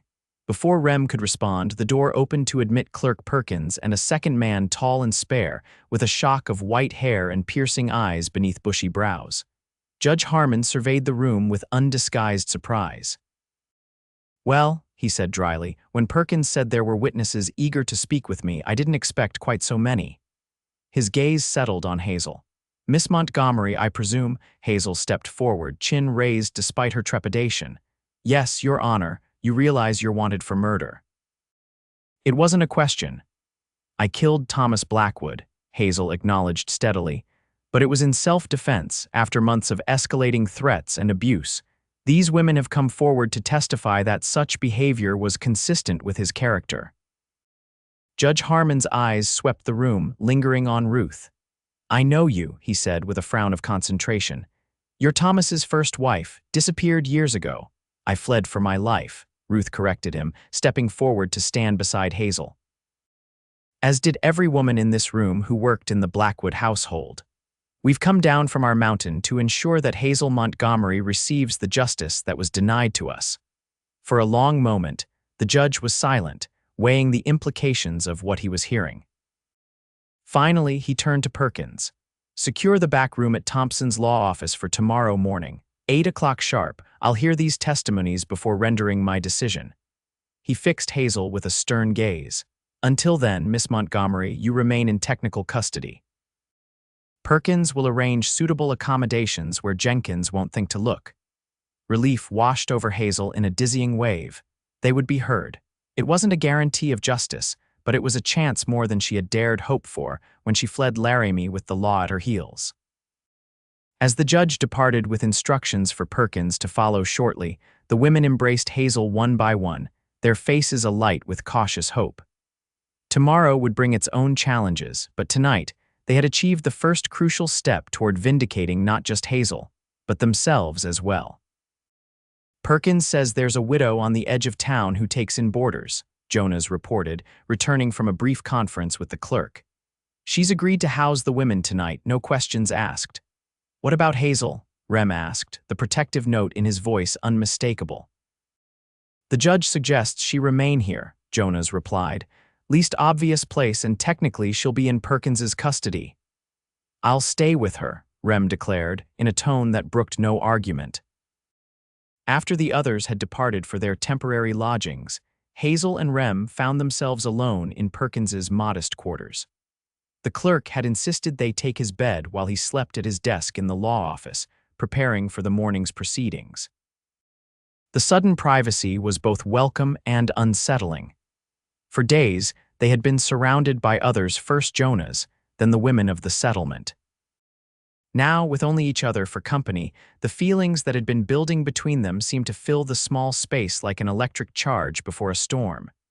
You should rest, Rem said, breaking the loaded silence. Tomorrow will be difficult. Hazel nodded but made no move toward the bed. Instead, she crossed to the window, gazing out at the quiet street where lamplight created pools of yellow in the darkness. So close to the end now, she murmured, more to herself than to Rem. One way or another. She felt rather than heard him move to stand behind her, his presence warm and solid at her back. Have faith, he said softly. The truth is on your side. Hazel turned to face him, suddenly aware of how little space separated them, and if it's not enough. If Jenkins's forged letter convinces the judge, then we'll find another way, Rem promised, his eyes holding hers with unwavering certainty. I won't let them take you, Hazel. The echo of her first desperate plea to him outside his ranch house wasn't lost on either of them. So much had happened since that moment: danger and discovery, terror and tenderness, a journey that had changed them both in ways neither had anticipated. Why? She whispered, needing to hear him say it, to confirm that what she felt wasn't one-sided or born solely of their extraordinary circumstances. Rem's hand came up to cup her cheek, his touch infinitely gentle. Because in just days, you've become essential to me, he admitted, his voice rough with emotion. Because I can't imagine a future that doesn't include you in it. The simple declaration undid her. Tears she had held back for so long spilled over, tracking silently down her cheeks. Rem brushed them away with his thumb, his expression a mixture of concern and something deeper, more profound. Hazel, he murmured, her name a prayer on his lips. She rose on tiptoe, closing the distance between them until their breath mingled in the quiet room. Kiss me, she whispered against his mouth. Please. His lips met hers with exquisite tenderness, a kiss that spoke of reverence and restraint, of feelings too new and precious to rush. Hazel's hands came up to rest against his chest, feeling the strong, steady beat of his heart beneath her palms. When they finally parted, both breathless and wondering, Rem rested his forehead against hers. Whatever happens tomorrow, he vowed, know that you are loved, Hazel Montgomery, deeply and completely. The word love hung in the air between them, terrifying and beautiful in its simplicity. Hazel closed her eyes, letting it wash over her like a blessing, a promise of possibilities beyond the trial that awaited them. And you are loved, Remington Walker, she replied, the truth of it resonating through her entire being. Whatever comes, that won't change. They held each other as the night deepened around them, finding in their embrace a sanctuary more secure than any mountain hideaway, a place where past traumas and future uncertainties receded, leaving only the precious present moment and the love that had blossomed against all odds. Morning arrived with pale light filtering through the small window of Perkins's quarters. Hazel woke to find herself still in Rem's arms, both of them having drifted to sleep sitting against the wall, unwilling to be separated even by the width of the small room. A soft knock at the door roused Rem instantly, his hand moving to his revolver before he was fully awake. "Who's there?" he called quietly. "Perkins," came the reply. "It's time." They rose and prepared themselves as best they could. Hazel smoothed her hair and straightened her borrowed clothes, while Rem splashed water on his face from the basin in the corner. Neither spoke much, but their glances held volumes: reassurance, determination, and the newfound tenderness that had transformed their relationship overnight. Perkins led them through back alleys to Thompson's law office, a modest building a few doors down from the hotel. The back room had been arranged as a makeshift courtroom, a large desk for the judge, chairs for witnesses, and a small gallery where Ruth and the other women were already seated, their faces solemn but resolute. Judge Harmon entered precisely at 8 o'clock, followed by a court stenographer who began setting up his equipment in the corner. The judge surveyed the assembled group with shrewd eyes. "This is an informal hearing," he announced, taking his seat at the desk. "No jury, no spectators beyond those already present. I will hear testimony from all witnesses, then render my decision regarding the charges against Hazel Montgomery." He glanced at the door. "Marshall Jenkins and Robert Blackwood have been summoned to present their case first." Hazel's heart sank at this news. She had hoped to avoid facing Blackwood's brother until absolutely necessary. Rem's hand found hers beneath the table where they sat, his touch steady and reassuring. The door opened to admit Marshall Jenkins, his weathered face set in lines of grim satisfaction as he spotted Hazel. Behind him came a man whose resemblance to Thomas Blackwood was unmistakable, the same cold eyes, the same arrogant tilt to his chin, though Robert was slighter in build and perhaps 10 years younger than his deceased brother. "Marshall," Judge Harmon acknowledged with a nod. "Mr. Blackwood." "You may present your evidence." Jenkins stepped forward, producing a folded paper from his vest pocket. "Your Honor, this letter was found among Thomas Blackwood's personal effects after his death. It appears to be written by the accused, expressing her intention to murder him and steal his valuables before fleeing east." He handed the paper to the judge, who read it carefully, his expression giving nothing away. "Miss Montgomery," he said, looking up at Hazel, "do you recognize this letter?" Hazel rose, her legs steadier than she had expected. "No, Your Honor, I never wrote such a letter. It's a forgery." Robert Blackwood stepped forward, his face flushed with anger. "She's lying. My brother showed me that letter the very day she killed him." He was planning to dismiss her, fearing for his safety. "That's not true," Hazel countered firmly. "Your brother attacked me when I tried to resign my position. I defended myself with the only weapon at hand, a letter opener from his desk."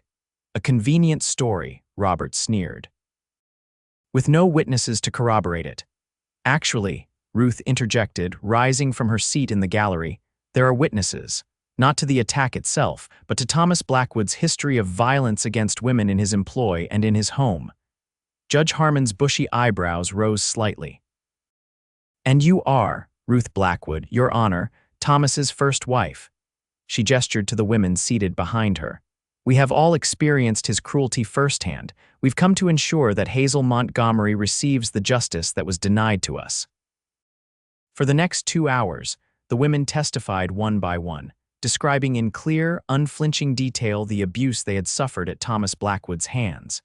The elderly cook spoke of broken bones and threats that kept her silent. Maria described the attack that had led to her desperate flight. Others told of similar experiences: unwanted advances, violence when they resisted, dismissal without references if they complained. Throughout their testimony, Robert Blackwood's face grew increasingly mottled with rage, while Jenkins shifted uncomfortably, unable to meet the eyes of the women as they spoke. Finally, Ruth took the stand. With quiet dignity, she recounted 15 years of marriage to a man whose charm in public masked a monster in private. She showed the judge her scar and described the night she had finally fled, believing death was preferable to another day under Thomas's control. Had Hazel Montgomery not defended herself, Ruth concluded, she would likely be dead now, another victim of a man who viewed women as property to be used and discarded at will.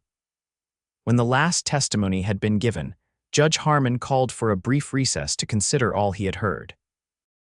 As he left the room, Robert Blackwood approached Hazel, his face contorted with fury. "You'll hang for this," he hissed, leaning close enough that she could smell whiskey on his breath. "One way or another, I'll see you pay for what you did to my brother."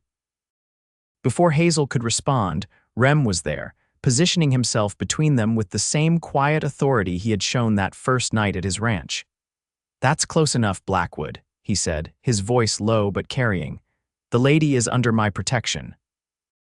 Robert's hand moved toward his waistband, where Hazel glimpsed the outline of a concealed weapon. "Your protection won't save her, Cowboy." In a move so swift it seemed almost casual, Rem caught Robert's wrist in an iron grip. "I wouldn't," he advised softly. "Not here, not now." For a tense moment, the two men locked eyes in silent confrontation. Then Jenkins intervened, pulling Robert away with a muttered admonition about causing trouble in the judge's chambers. When they were alone again, Hazel released a shaky breath. "He won't stop," she whispered. "Even if the judge rules in my favor, Robert will never let this go." "Then we'll deal with that when the time comes," Rem replied, his eyes still tracking Robert's retreating figure. "One battle at a time, Hazel." Judge Harmon returned shortly, his face grave as he took his seat. The room fell silent, tension thick in the air as everyone awaited his ruling. "I have considered all testimony presented today," he began, his voice measured and deliberate. "The preponderance of evidence suggests that Thomas Blackwood was indeed a man of violent temperament, particularly toward women in vulnerable positions. The consistency of the accounts across years and circumstances cannot be dismissed." He turned his attention directly to Hazel. "Miss Montgomery, while I cannot know with certainty what transpired in that study, I find it entirely plausible that you acted in self-defense against an imminent threat to your life. Therefore, I am dismissing all charges against you in the matter of Thomas Blackwood's death." A collective exhale rippled through the room as the women from the settlement clasped hands, tears of relief and vindication flowing freely. Hazel herself felt oddly numb, the judge's words washing over her without fully penetrating the protective shell she had built around her emotions. "Furthermore," Judge Harmon continued, "I find the letter presented as evidence against Miss Montgomery to be of questionable authenticity. Marshal Jenkins, I suggest you investigate the origin of this document more thoroughly." He fixed Robert Blackwood with a stern gaze. "Falsifying evidence is a serious offense, Mr. Blackwood, one that carries its own penalties." Robert's face drained of color, but his eyes remained hard with hatred as they bored into Hazel. Without a word, he stormed from the room, shoving past Jonas who stood guard at the door. "This proceeding is concluded," Judge Harmon declared, gathering his papers. "Miss Montgomery, you are free to go. I suggest you exercise caution, however. Legal exoneration does not always translate to public acceptance." As the room began to empty, the women surrounding Hazel with embraces and congratulations, Rem caught the judge's eye. "Thank you for your fairness, Your Honor." Judge Harmon inclined his head slightly. "Justice should be blind, Mr. Walker, though it too often peers through its blindfold." He glanced at the departing women. "Their courage deserves no less than my honest consideration." Outside the law office, the bright morning sunlight seemed surreal after the tension of the hearing. Ruth and the other women prepared to return to their mountain sanctuary, their mission accomplished beyond what any had dared hope. "You could come with us," Ruth offered, clasping Hazel's hands in her own. "There's always room for one more." Hazel smiled, touched by the invitation. "Thank you, but I think my path lies elsewhere now." Her eyes sought Rem, who stood a few paces away, giving them privacy for their farewells. Ruth followed her gaze, understanding dawning in her eyes. Ah, I see. Well, the offer remains open should you ever need it. She embraced Hazel warmly. Be happy, my dear. You've earned that right. As the women departed with Jonas as their guide, Hazel turned to Rem, a question in her eyes. What happens now? Now, he said, taking her hand, we go home, if that's what you want. Home. The word resonated within her like a bell, clear and true. Your ranch, our ranch, Rem corrected softly. If you'll have it. And me. Hazel studied his face, the strength and kindness written there, the love that shone in his eyes without reservation or condition. After all they had endured together, after the trust and understanding that had grown between them, there was only one possible answer. Yes, she said simply, to both. His smile was like sunrise breaking over the mountains, warm and full of promise.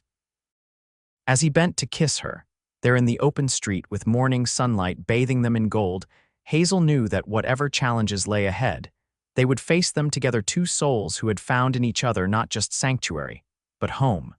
Sweetwater buzzed with the news of Hazel's exoneration. As she and Rem made preparations to depart, they were met with a mixture of reactions: curiosity, suspicion, and occasionally, quiet support from those who had known Thomas Blackwood's true nature but never dared speak of it. They spent one night at the hotel, a luxury after weeks of rough travel and makeshift accommodations. In the privacy of their room, with the door safely locked against potential threats, they spoke of the future practical matters of ranch management, intermingled with tender declarations and plans for a life neither had dared imagine before their paths crossed. Diego will be surprised to find he has a new boss, Rem remarked as they lay together, Hazel's head resting on his chest where she could hear the steady rhythm of his heart.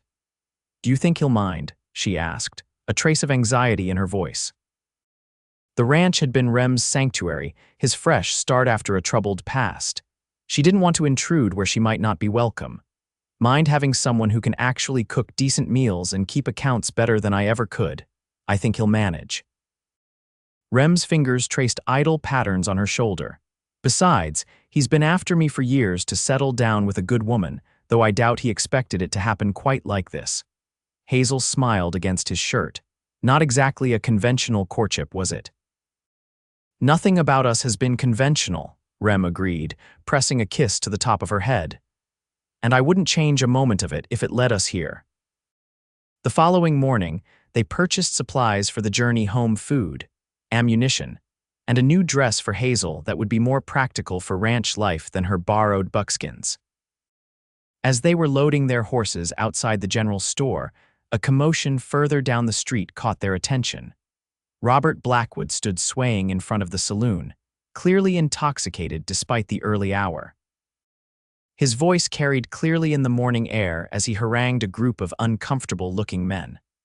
$100 to any man who brings me proof that the Montgomery woman won't trouble decent folk again, he slurred, pulling bills from his pocket to emphasize the offer. Judge may have let her go, but there's other kinds of justice.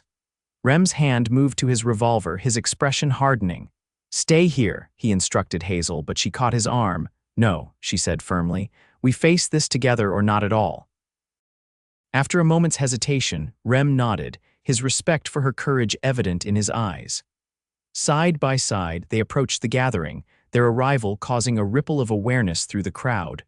Robert spotted them, his bloodshot eyes narrowing with malice. Well, if it isn't the murdering whore and her pet cowboy, he sneered, staggering slightly as he turned to face them fully. Come to gloat over your victory. We're leaving town, Blackwood, Rem stated evenly. I suggest you let us go in peace. Peace. Robert spat on the ground between them. There'll be no peace while she lives. My brother deserves vengeance. Your brother got exactly what he deserved, Hazel replied, her voice steady despite the fear coiling in her stomach. As the judge's ruling confirmed, Robert's face contorted with rage. His hand plunged toward his waistband, emerging with a small revolver that glinted dully in the morning light. Then I'll deliver what justice couldn't. Several things happened at once. Women screamed and scattered from the boardwalk. Men ducked for cover behind water troughs and hitching posts. Marshal Jenkins emerged from the sheriff's office, shouting for order. But it was Rem who moved fastest, drawing and firing in one fluid motion. His bullet struck Robert's shoulder, spinning him around and sending his own shot wild. The revolver clattered to the dirt as Robert collapsed, clutching his bleeding arm and howling with pain and fury. Jenkins pushed through the dispersing crowd, taking in the scene with a practiced eye. "What happened here?" he demanded, though the evidence was clear enough. Blackwood drew on Miss Montgomery. A bystander volunteered before Rem could answer. "Walker shot in self-defense. We all saw it." Murmurs of agreement rose from the witnesses, many of whom had been in the courtroom the previous day and heard the testimonies against Thomas Blackwood. Public opinion, it seemed, had shifted subtly in Hazel's favor. "Is that how you saw it, Miss Montgomery?" Jenkins asked, surprisingly formal after weeks of calling her nothing but murderous and fugitive. "Yes, Marshal," Hazel confirmed, her voice steadier than she felt. "Mr. Blackwood threatened to deliver his own justice since the court had failed to hang me." Jenkins nodded slowly, then turned to his deputy. "Get Blackwood to the doctor. Once he's patched up, he can cool his heels in a cell until he sobers up." He fixed Robert with a disgusted glare. "Threatening a woman in broad daylight. Your brother at least had the sense to keep his meanness behind closed doors." As the deputy hauled the cursing, bleeding man away, Jenkins addressed Rem and Hazel once more. "I suggest you two leave town promptly. Blackwood has friends who might not take kindly to this incident." "We were just on our way," Rem assured him, holstering his revolver. Jenkins hesitated, then extended his hand to Hazel. "No hard feelings, Miss Montgomery. I was just doing my job." Hazel regarded the offered hand for a long moment before accepting it briefly. "I understand, Marshal. You were following the evidence you had. False evidence, as it turns out," Jenkins acknowledged with a grimace. "Judge has me investigating who actually wrote that letter. Between you and me, I have my suspicions it was Robert himself." With a final nod, Jenkins returned to his office, leaving Rem and Hazel standing in the street as the crowd dispersed, whispering among themselves about what they had witnessed. "Are you all right?" Rem asked quietly, his eyes searching her face for signs of distress. Hazel took a deep breath, assessing her own emotional state with surprise. "Yes," she realized, "I am, for the first time in months, I feel, free." The tension that had been her constant companion since Blackwood's death, the fear of capture, of unjust punishment, of a life spent running, had finally begun to dissolve. In its place was a cautious optimism about the future that stretched before them. "Let's go home," Rem said softly, offering his hand. Hazel took it without hesitation, their fingers intertwining with the ease of long familiarity, though their journey together had been measured in days rather than years. Together, they returned to their horses and the supplies that would see them safely back to the ranch, back to the life they would build together from the ashes of their separate pasts. The journey home was remarkably peaceful after the drama and tension of the preceding weeks. They rode at an easy pace, no longer pursued by lawmen or bounty hunters, able to enjoy the changing landscape as they traveled. Nights were spent beneath star-scattered skies, wrapped in each other's arms, learning the contours of this new love that had blossomed under such extraordinary circumstances. When at last they crested the final ridge and saw Rem's ranch nestled in the valley below, Hazel felt a surge of emotion that brought unexpected tears to her eyes. The modest house, the barn, the corral where horses grazed peacefully, it all represented something she had begun to believe might never be hers again. Home, safety, belonging. "Welcome home," Rem murmured, reaching across to take her hand as they paused to appreciate the view. "It's beautiful," Hazel whispered, meaning far more than just the physical setting. As they approached the ranch house, a figure emerged from the barn, a stocky man with a weathered complexion who raised a hand in greeting when he recognized Rem. "Diego," Rem explained to Hazel. "Back from visiting his family, it seems." Diego's welcome was effusive, his relief at Rem's safe return evident in every line of his face.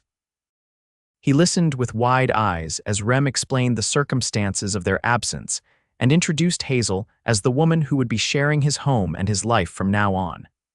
"Dios mío," Diego exclaimed when Rem had finished the tale. I leave for 2 weeks and come back to find you not only harboring a fugitive but falling in love with her. His broad grin took any sting from the words. It is about time, Jeef. The ranch has needed a woman's touch. That evening, as they sat on the porch watching the sunset paint the sky in shades of gold and crimson, Hazel felt a sense of peace settle over her that she had not known since before her parents' deaths. Beside her, Rem smoked his pipe, one hand resting comfortably on her knee in a gesture that spoke of quiet possession and promise. "What are you thinking?" he asked, noting her contemplative expression. Hazel smiled, covering his hand with her own. "That life takes strange turns. A month ago I was running for my life, certain I'd never know peace again. Now," she gestured to the tranquil scene before them, "now I'm here with you, planning a future I never dared imagine." Rem set aside his pipe, turning to face her fully. "I have something for you," he said, reaching into his pocket. "I've been carrying it since Sweetwater, waiting for the right moment." He produced a simple gold band, unadorned but perfectly formed.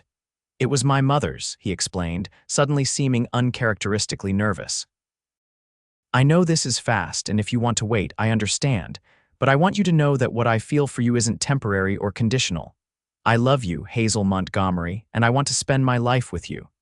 Hazel stared at the ring, her heart so full she could scarcely breathe.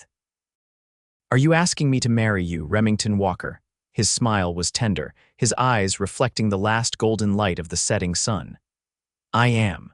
Not because you need my protection any more you've proven how strong you are on your own, but because I believe we're better together than apart. Because I want to build something lasting with you, here on this land." Tears spilled over as Hazel extended her trembling hand. "Yes," she whispered. "Yes, I will marry you." The ring slid onto her finger as if it had been made for her. Rem gathered her into his arms, his kiss a seal on the promise they had made to each other, a promise born in danger and desperation, but transformed into something enduring and beautiful.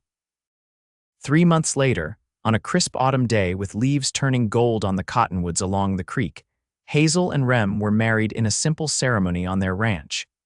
Judge Harmon himself came to officiate, having developed a fatherly interest in the couple whose case had so moved him. Jonas attended as Rem's best man, while Ruth, who had overcome her reluctance to leave the mountain settlement for this special occasion, stood by Hazel's side. Diego had outdone himself preparing for the celebration, enlisting help from neighboring ranches to create a feast worthy of the occasion.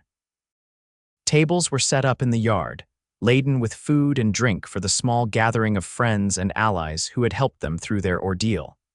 As the afternoon waned into evening, lanterns were lit, and a fiddler from town struck up a lively tune.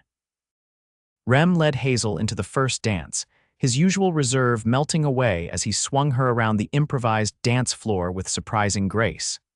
"Happy," he murmured against her ear as they moved together beneath the stars. "Completely," Hazel replied, her eyes shining with a joy that needed no further articulation.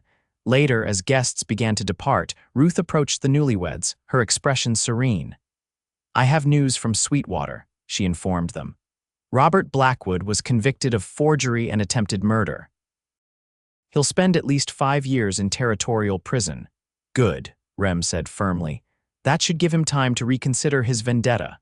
And perhaps," Hazel added, "time to reflect on his brother's true legacy." Ruth nodded, then surprised Hazel by embracing her warmly. "You've found your path," she said softly. "It gives me hope to see it." As Ruth prepared to depart with Jonas, who would escort her and the other settlement women safely back to their mountain home, Hazel pressed a package into her hands. "A wedding gift for you," she explained. "Open it when you return home." Inside was the deed to a small parcel of land adjacent to Rem's ranch land they had purchased with money from the sale of Hazel's family property in Missouri. Accompanying it was a letter inviting Ruth and any women from the settlement who wished for a more accessible home to establish themselves there, with the promise of support and protection from their neighbors. It was late when the last guest departed, leaving Hazel and Rem alone in the yard illuminated by dying lanterns and a sky brilliant with stars. Hand in hand, They walked to the small rise behind the house, where a single grave marked the resting place of Rem's sister. "I think she would have liked you," Rem said quietly as they stood before the simple marker. "She had your spirit, your determination." "I wish I could have known her," Hazel replied, leaning against his shoulder. "In a way, you honor her memory by being here," Rem mused. "By helping create the kind of home, she should have had one where safety and respect are givens, not luxuries." They stood in contemplative silence for a moment before turning back toward the house, their house now, truly and completely. Tomorrow would bring the ordinary challenges of ranch life: cattle to tend, fences to mend, accounts to balance. But they would face those challenges together, their bond forged in extraordinary circumstances, but built to withstand the test of ordinary days. As Rem lifted her across the threshold, Hazel reflected on the journey that had brought them to this moment. From that desperate plea, "Please don't let them take me," to this sacred promise of forever, they had traversed a landscape of danger and discovery, finding in each other not just safety but a love worth fighting for. And as the door closed behind them, shutting out the world and its judgments, Hazel knew with bone-deep certainty that she was finally, truly home. 1 year later, the ranch flourished under their combined care. Hazel's head for business complemented Rem's practical knowledge of cattle and land management, resulting in a prosperity that allowed them to expand their holdings and improve the original homestead. The small house grew by 2 rooms, gaining a proper kitchen where Hazel experimented with recipes brought west by various settlers, and a library filled with books ordered from as far away as Denver and San Francisco. Ruth had accepted their offer of land, establishing a smaller but more accessible version of the mountain settlement. 5 women now lived there permanently, producing handicrafts and preserves that had begun to earn a reputation in neighboring towns. Others came and went as needed, finding in the community a stepping stone between isolation and full reintegration into society. On a warm spring morning, Hazel stood on the porch of their home, one hand resting on the slight swell of her belly where their first child grew. The doctor in Sweetwater had confirmed her suspicions just days before, and the news had transformed Rem from a generally serious man to one who broke into spontaneous grins at unexpected moments. She watched as he worked with a young colt in the corral, his movements patient and assured. Diego's nephew Rafael had joined them as a second ranch hand, learning the business from the ground up with an enthusiasm that reminded Hazel of her own early days on the ranch, when everything had been new and fascinating. Life wasn't perfect, of course. There had been challenges: a harsh winter that threatened their cattle, occasional suspicion from townspeople who remembered her as that woman who killed Blackwood. Moments of adjustment as 2 independent people learned to build a life together. But through it all, the foundation of trust and respect they had established during their desperate flight from justice had held firm. Rem looked up from his work, catching sight of her on the porch. His face softened into the smile he reserved just for her, and he handed the colt's lead rope to Raphael before striding toward the house. "You should be resting," he chided gently as he climbed the steps to join her. "I've been resting all morning," Hazel countered, leaning into his embrace. "Besides, it's too beautiful a day to spend indoors." Rem's hand came to rest protectively over hers on her belly. "How are you feeling?" "Wonderful," she assured him, and it was true. The initial queasiness had passed, leaving in its wake a serene joy at the new life they had created together. "I was just thinking about how much has changed in a year." "For the better," Rem murmured, pressing a kiss to her temple. "For the better," Hazel agreed, turning in his arms to face him fully. "Though I wouldn't change how it began, despite everything. That moment when you stood between me and Jenkins, making you untouchable," Rem finished with a smile, recalling her words from that first desperate night. "You saved more than my life that night," Hazel said softly. "You gave me hope when I had none left, a reason to keep fighting." Rem's eyes darkened with emotion as he cradled her face in his calloused hands. "You did the same for me, though you couldn't have known it then. I was existing, not living, until you rode into my yard." Their lips met in a kiss that held all the tenderness and passion of their journey together, from strangers thrust into an impossible situation to partners bound by love and shared purpose. When they parted, Hazel rested her head against Rem's chest, listening to the steady heartbeat that had become the rhythm of her world. "I love you, Remington Walker," she murmured, the words as fresh and true as the first time she had spoken them. "And I love you, Hazel Walker," he replied, his arms tightening around her as if to shield her from a world that had once threatened to tear them apart. Always and completely. As they stood together on the porch of the home they had built both literally and figuratively, Hazel reflected that sometimes the most beautiful journeys begin in the darkest moments. From that desperate cry, "Please don't let them take me," had grown a love story written not in grand gestures or flowery declarations, but in the quiet courage of two hearts finding in each other the strength to face whatever came their way. And in that knowledge was a peace that transcended all understanding, a peace they would pass on to their child, and to all who found shelter within the boundaries of the land they now shared. A legacy of love born in the wild heart of the West, as enduring as the mountains that had once offered them sanctuary and as boundless as the sky arching overhead.